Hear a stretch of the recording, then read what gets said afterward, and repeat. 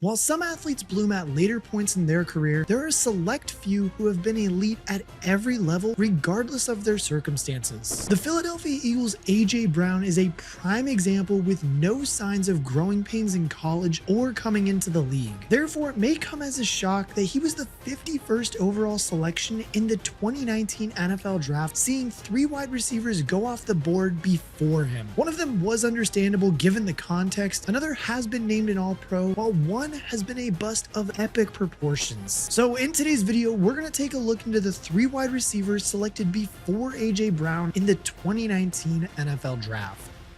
With the 25th pick, the Baltimore Ravens select Marquise Brown. Now, despite his cousin Antonio Brown being a top-tier wide receiver when he was in the league, Marquise Brown becoming the top-end wide receiver that pretty much everybody was trying to get is a testament to his growth throughout his life. He wasn't offered a single D1 scholarship out of high school due to academic trouble and weighing in at just 130 pounds on graduation day. Instead, he caught the eye of a JUCO coach at College of the Canyons in Santa Clarita, California. While his mother was initially hesitant to let Marquise move to the opposite coast, she finally did let him, and her son swapped Florida's Hollywood for California's. Brown worked at a nearby Six Flags to pay for school and cover his living expenses, but had to walk 2.5 miles to the amusement park every day for his shift. While he actually did enjoy the work, nothing was sweeter for Marquise than seeing D1 interest flood in following a solid 10 touchdown, 754-yard season on the gridiron. With offers from the likes of Oregon, Tennessee, USC, and Oklahoma, Brown committed to the Sooners at the end of 2016. He was the team's leading receiver in 2017 behind a Heisman campaign from Baker Mayfield before Kyler Murray repeated the feat, helping Brown to 1,318 yards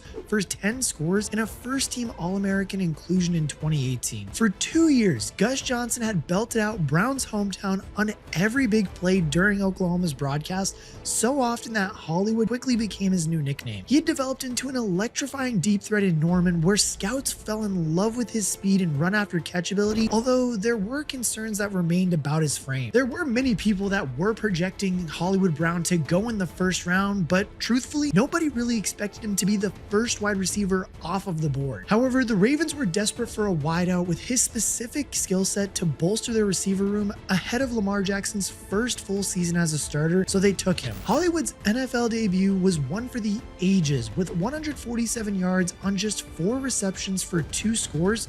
While that pace was obviously impossible to keep up, he still did put up a respectable rookie effort, finishing as the team's second leading receiver in the lone bright spot in a divisional round loss to the Titans. In his second season, he took the top spot with 769 yards for 8 scores before finally crossing the 1,000-yard mark in year 3. Despite reaching an important milestone, Brown was unhappy with the state of the Ravens' run-heavy offense after an 8-9 season and requested a trade. Hollywood was reunited with Kyler Murray in Arizona, but struggled to find consistency after suffering a foot fracture and looked less inspiring upon his return to fitness in 2023. The Cardinals went 3-14 both years, letting Hollywood walk in the early 2024 season. The Chiefs went on to pick him up on a 1-year deal before he dislocated his shoulder joint, which kept him out for most of the season. And while he has made it back in time for the playoffs, Brown will be looking to prove that he still deserves a shot at the highest level.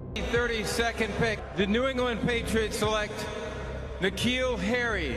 Now, N'Keal Harry's journey was a far cry from what Hollywood's was. As well, N'Keal Harry was the top recruit in Arizona coming out of high school. He was ranked the 7th best high school wide receiver in the nation and elected to stay close to home, committing to ASU, where he wasted no time getting on the field in Tempe. As a true freshman, Harry recorded over 700 yards from scrimmage for 7 touchdowns before going absolutely nuclear as a sophomore with over 1,200 yards and 8 scores. I mean, honestly, after just a great performance and great season that he had in 2018, the dude was literally a walking highlight reel. Like, I mean, his 6'2", 220-pound frame gave him a physical advantage over any corner, paired with elite athleticism and unrivaled contested catch ability. I mean, truthfully, due to that high upside he did have because of those things, many NFL scouts were willing to overlook just his poor route running and pretty bad just footwork too, with many trying to project him as an early second rounder. Surprisingly enough, enough, he did go in the first round as he went 32nd overall to the Patriots, with them coming off of a thrilling win over the Falcons in Super Bowl 53. And I mean, after losing Rob Gronkowski, the Patriots needed another big target for Tom Brady to throw to, and Harry was the absolute best this class had to offer in that regard. However, he really never got the chance to break through inside of the Patriots offense and really didn't do anything in his time in Foxborough. He found himself on the IR before the start of his rookie season and couldn't break into Brady's well-oiled offense thereafter. The ASU head coach at the time, and Herm Edwards, chalked this up to New England being a bad cultural fit for Harry, as he never really applied himself as needed. Instead, he was often missing crucial time in the offseason for a variety of injuries before mercifully being traded to Chicago for a 7th round pick in 2022 with just under 600 yards receiving and 4 touchdowns to his name. Another ankle injury kept him out for a chunk of the 2022 season, but things weren't much better for him in Chicago. He did manage to sign with the Vikings in 2023 though, bouncing back and forth between the active roster and the practice squad, but I mean, not even a move to the tight end could seal his spot in Minnesota, who released him in 2024. Most recently, N'Keal Harry was with the Seahawks practice squad, but it's safe to say that he was a substantial bust considering he was a once first-round pick.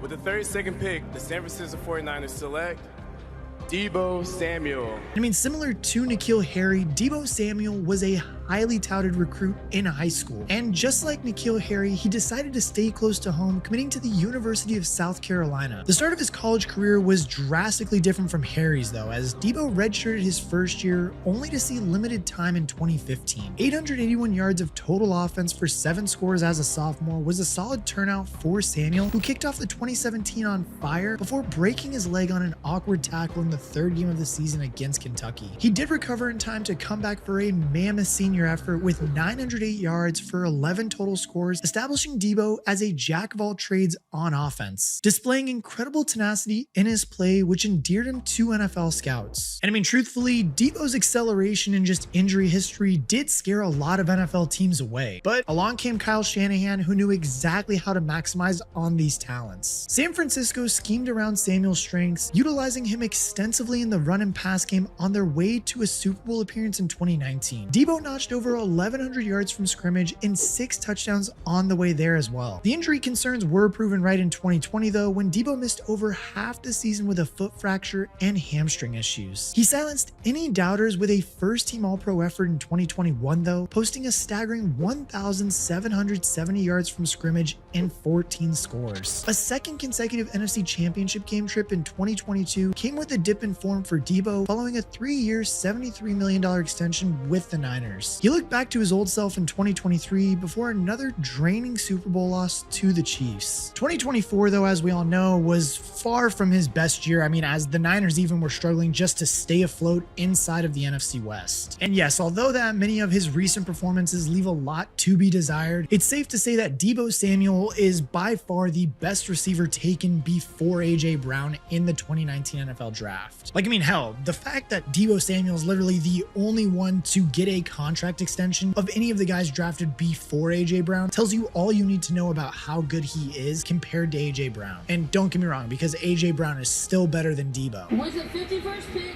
the Tennessee Titans select AJ Brown.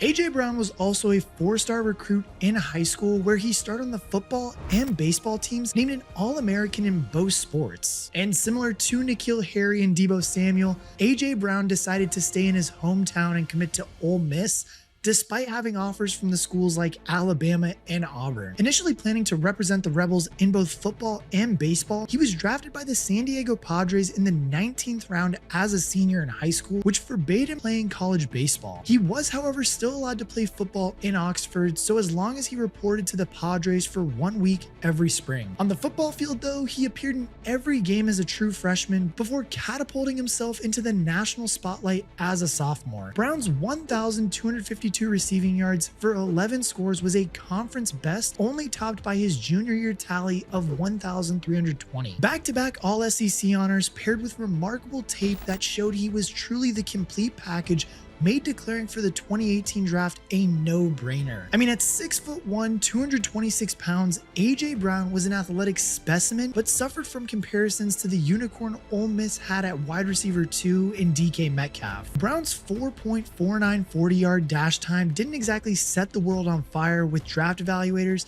describing him more as a quick then fast guy. Certainly though, with this guy, I mean, all the pros outweighed the cons, and due to that too, the Tennessee Titans got an absolute steal with AJ Brown at pick 51. The Titans made an epic postseason run in his rookie year, with Brown contributing over 1,000 yards for a podium finish in Offensive Rookie of the Year voting. Tennessee made it back to the playoffs the following season behind a high-powered offense largely built on the back of Derrick Henry breaking the 2,000-yard mark. But I mean, AJ Brown was no slouch either, notching another 1,000 yards on his own for 11 scores in the first Pro Bowl nod of his career. And while Brown did struggle with injuries in 2021, he was still the team's leading receiver, proving that he could be a cornerstone for the franchise going forward, having already planned out the rest of his career in Nashville. The Titans front office thought otherwise though, trading him to Philadelphia during the 2022 draft for the Eagles' 18th overall pick and a third rounder. And after finally getting over the betrayal that he was feeling from the Titans organization, it became clear that AJ Brown was entering an ideal situation in the city of brotherly love. He would form one of the league's best receiving duos with Devonta Smith, joining forces with quarterback Jalen Hurts, who he goes way back with. I mean, in fact, Hurts was with Brown when he found out he was getting drafted back in 2019. 3 years later, the pair accounted for one of the league's most explosive passing offenses. In his first season in Kelly Green, AJ Brown logged 1,496 yards for 11 touchdowns, making it to the first Super Bowl of his career while enjoying his most productive postseason to date. Philly did try to run it back in 2023, and Brown posted 1,400 more yards through a late season collapse and a knee injury ultimately kept him out of an embarrassing loss to the Bucs in the wildcard round. I mean, even despite a nagging hamstring issue early in the 2024 season and the Eagles shifting to a more run-heavy offense following the acquisition of Saquon Barkley, Brown still played such an important role in Philadelphia's success. His 1,079 yards and 7 touchdowns earned him his third consecutive second-team All-Pro nod to go with a monster performance in the NFC Championship game. Heading into the second Super Bowl of his career against the Kansas City Chiefs, AJ Brown will be looking to disappoint Hollywood Brown and company in New Orleans and place a jewel in the crown of a stellar career. And I mean, considering his exploits over the past 5 seasons, it's tough to imagine finding any rationale for passing on AJ Brown back in 2019. He had a brilliant college career, arguably the best of any wide receiver selected that year, but still saw 3 names called ahead of him. And I mean, even looking back at that fateful draft now is equal parts humbling and educational, an important reminder that player evaluation can be more of an art than a science. And if you want to see exactly what NFL players think about Chris Jones, then click this video right here.